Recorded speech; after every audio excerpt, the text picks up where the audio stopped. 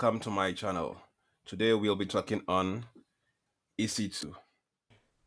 We are going to be looking at how to create EC2 instances on AWS. But first of all, you need to create your AWS account. If you are a learner, you need to get a free tier account so that you would not be charged. You need to learn first how to do this before you can go on and have a paid account. The free tier account is valid for a year, and then you can start getting a paid account. So when you log into your AWS I am user account, go to, let me start from the beginning so you can see what I'm talking about. So this is your landing page when you log in. Actually, when you are a first timer, you may not see all these icons here, but because I've been using this for some time now, these are the programs I've been running, the resources here, so that's why they are here as shortcut. So if you're just starting out for the first time, this is where you go to the search bar, click on here. Because you're going to look at EC2 today, just type in EC2 in the search bar. Now EC2 will pop up. The first one here, EC2 virtual servers in the cloud, is what you click on. Just click on it. It opens up, and there you have it. So on the left menu here, you just come under instances and click on instances. Yeah, and what you do is click on launch instances.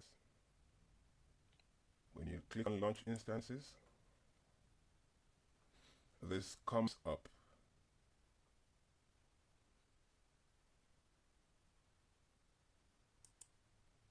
So first of all, you would have to give your instance a name. What do we call this one? I'm gonna say my web server.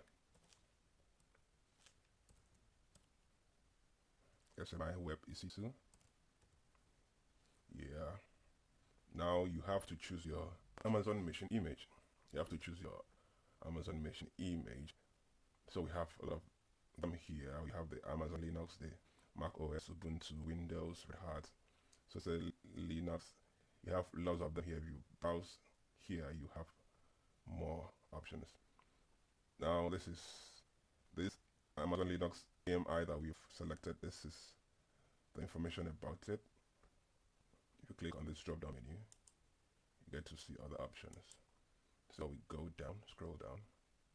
This is the architecture, 64-bit boot mode, AMI ID, date of publication, username, yeah? So we choose the instance type.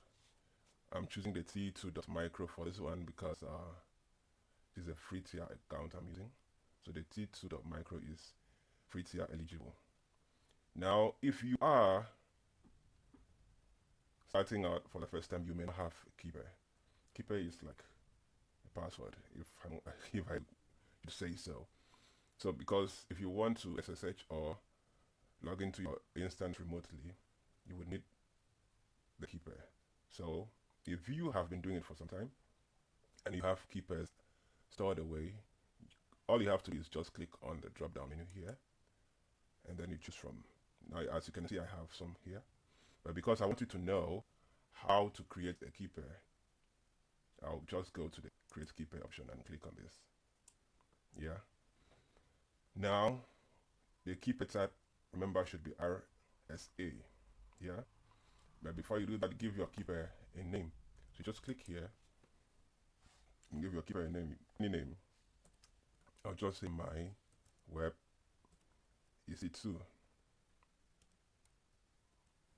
Yeah. Now, the file format here, we have two file formats. One is .pem, the second one is .ppk. Now, the .pem is suitable for Mac operating system, while the .ppk is for Windows. Yeah. But there are situations that you may find out that you have just the .pem file, and you are using a Windows laptop or system. What do you do? So to save you that stress, I'll show you how you can convert this .pem to the .pk. But first of all, we need to download the .pem. Now this would be saved to your downloads folder. See, it's done downloading. Saved away. The next option is your firewall or security groups. make sure you create a security group and allow SSH traffic. Make sure you tick this box to allow SSH traffic from anywhere. Yeah, so you can remotely gain access to your EC2 instance, provided you have the IP address and the keeper. Yeah. So anywhere. See, the IP address range is 000/0. That is anywhere. All right. So we scroll down. Everything is good as it is because we are just launching an instance. So we click on launch instance. So you give it a minute. Your instance would be launched. As you can see, successfully initiated. Okay, so your instance will be launched in a bit. So we go back to the menu, click on instances. If you click on the refresh button, you see your instance is up. Let's say we just created this instance now. It is called My Web EC2. Yeah, it is initializing. It has been created. So guys, that is how you create an EC2 instance. Thank you for watching. We'll catch you on the flip side.